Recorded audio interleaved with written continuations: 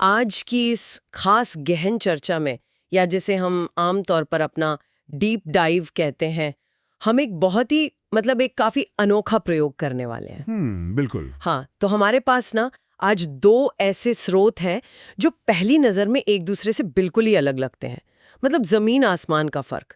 लेकिन जब आप उन्हें मिलाते हैं तो एक ऐसा नजरिया सामने आता है जो हमारी पूरी सोच को, हमारी पूरी दुनिया देखने के नजरिए को ही बदल सकता है। और यही इस चर्चा का सबसे मजेदार हिस्सा होने वाला है। सही कहा। तो जो हमारा पहला स्रोत है वो है ए खटाना का learn to learn test and score system. जो लोग नहीं जानते उनके लिए बता दूं कि वे gen AI prompt engineering academy के संस्थापक हैं। Next gen AI learning coach भी हैं वो। बिल्कुल। और उनका ये जो सिस्टम है ना, वो ये बताता है कि किसी भी जटिल चीज को कैसे सीखा और मास्टर किया जाए। सिर्फ जानकारी इकट्ठा करके नहीं, बल्कि एक स्ट्रक्चर्ड लूप के जरिए। एक ऐसा लूप जहां आप खुद का परीक्षण करते हैं और अपने प्रदर्शन को स्कोर करते हैं। सही बात है। और जो हमारा दूसरा स्रोत है वो है the best financial advice you will ever here. ये जो नोट्स हैं ये असल में इस बात पर गहराई से नजर डालते हैं कि संपत्ति वेल्थ और हमारी उम्मीदों के पीछे का मनोवैज्ञानिक ढांचा क्या है। साइकोलॉजिकल आर्किटेक्चर जिसे हम कहते हैं। हाँ, बिल्कुल वही। तो आज का हमारा जो मिशन है वो सिर्फ कुछ नया जानना नहीं है, हम इस ज्ञान को गहराई से समझना चाहते हैं। एक खटाना की बात को याद करें तो महारत केवल जानकारी इकट्ठा करने से नहीं मिलती, बल्कि एक स्ट्रक्चर्ड शिक्षा और निरंतर अभ्यास से मिलती है। और यही सबसे मुश्किल काम होता है लोगों के लिए। बिल्कुल। तो चलिए इसे विस्तार से समझते हैं कि कैसे हम इस टेस्ट और स्कोर वाले सीखने के तरीके को एक ऐसे विषय पर लागू कर सकते हैं जहां दुनिया के सबसे स्मार्ट और पढ़े लिखे लोग भी अक्सर फेल हो जाते हैं। मेरा मतलब है हमारा पैसा और हमारी मानसिकता। ये सच में एक बहुत ही शानदार शुरुआत है।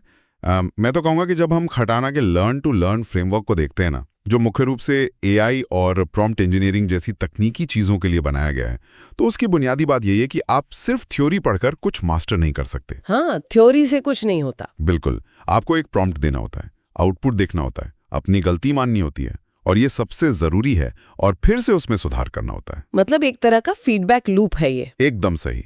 ये पूरा एक फीडबैक लूप है। लेकिन मजे की बात यह है कि जब बात पैसों की आती है ना, तो हम इस शानदार लॉजिक को पूरी तरह से भूल जाते हैं। हम भूल जाते हैं। हाँ, हम फाइनेंस को एक मैथ टेस्ट की तरह देखने लगते हैं, जैसे कि कोई कैलकुलेशन हो, जबकि असलियत में ये पूरी तरह से एक इमोशनल टेस्ट है। अच्छा, तो फिर किस पर निर्भर करती है? ये 99% हमारे व्यवहार और सोचने के तरीके से संचालित होती है।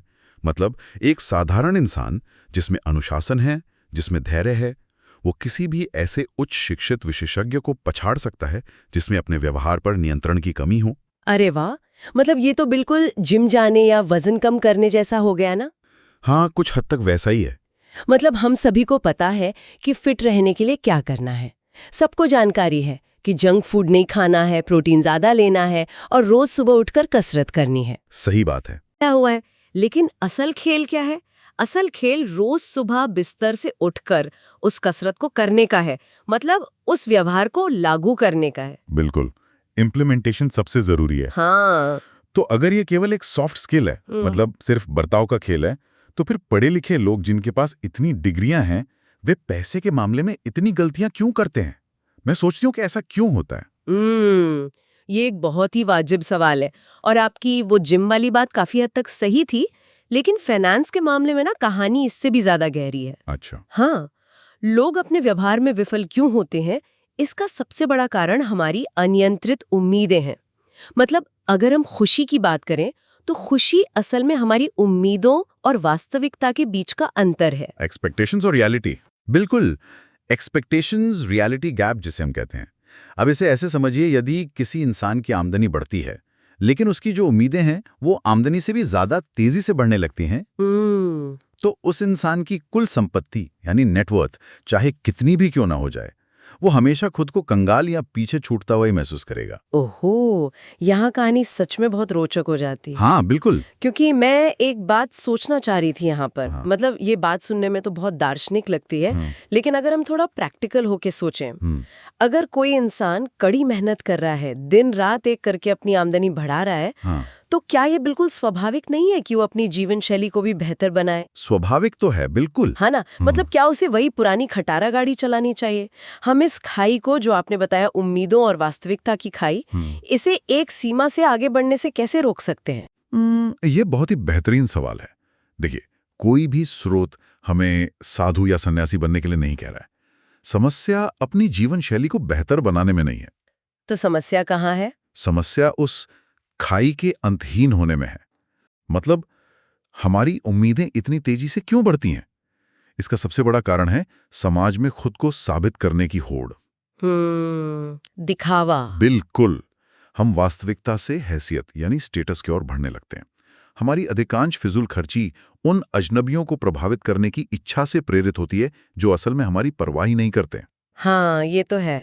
हम उन लोगों के लिए खर्च करते हैं जो हमें जानते तक नहीं। और अगर हम इसे बड़ी तस्वीर से जोड़ें, तो जब हम महंगी चीजें दिखाते हैं ना, तो लोग हमारी तारीफ नहीं कर रहे होते हैं। अच्छा, तो वो क्या सोच रहे होते हैं? अपने जीवन को बेहतर बनाने वाले एक उपकरण के बजाय हैसियत मापने वाले पैमाने के रूप में करने लगते हैं। अरे बाप रे, ये तो पूरी तरह से एक छलावा है। बिल्कुल छलावा है। मतलब हम अपने खून पसीने की, अपनी मेहनत की कमाई उन लोगों को खुश करने के लिए जला रहे हैं जो असल में केवल खुद से प्यार करते हैं।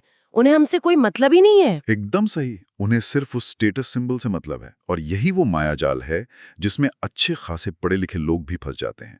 वे भूल जाते हैं कि उनका व्यवहार उनके ज्ञान पर भारी पड़ रहा है।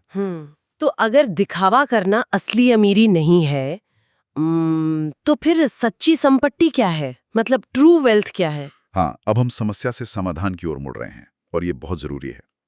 स्रोत हमें बताते हैं कि सच्ची संपत्ति वो है जो आपने खर्च नहीं की है।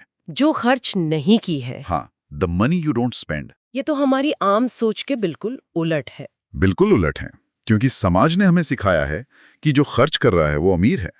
लेकिन असल में सबसे बड़ा स्वैग, या जिसे हम अल्टीमेट फ्लेक्स कहते हैं, वो कोई महंगी कार या बड़ा घर नहीं है। तो फिर क्या है सबसे बड़ा स्वैग? वो है स्वतंत्रता। मनोवैज्ञानिक और वित्तीय स्वतंत्रता। मतलब वो फ्रीडम जो आपको अपने समय और अपने भविष्य का मालिक बनाती है। अपने समय का मालिक होना। हाँ, और इस स्वतंत्रता को पाने के लिए हमें निवेश करना पड़ता है, इन्वेस्ट करना पड़ता है बाजार में। लेकिन इससे एक महत्वपूर्ण सवाल उठता है। क्या सवाल? कि बाजार में निवेश की सफलता के लिए ना एक प्रवेश शुल्क चुकाना पड़ता है, एक कॉस्ट ऑफ एडमिशन। अच्छा, ये कॉस्ट क्या कोई टैक्स या ब्रोकरेज फीस है? नहीं, ये शुल्क कोई नकद राशि नहीं है। ये असल में दर्शकों, मेरा मतलब है दशकों तक बाजार के उतार चढ़ाव और अनिश्चितता को सहने की मनोवैज्ञानिक क्षमता है। ओहो। होगा, ना कि किसी जुर्माने की तरह। तो इसका मतलब है कि असली चुनौती बाजार से लड़ना नहीं है? बिल्कुल नहीं। मतलब असली चुनौती तो अनिश्चितता के दौरान खुद के दिमाग को शांत रखना है। एकदम सही पकड़ा आपने।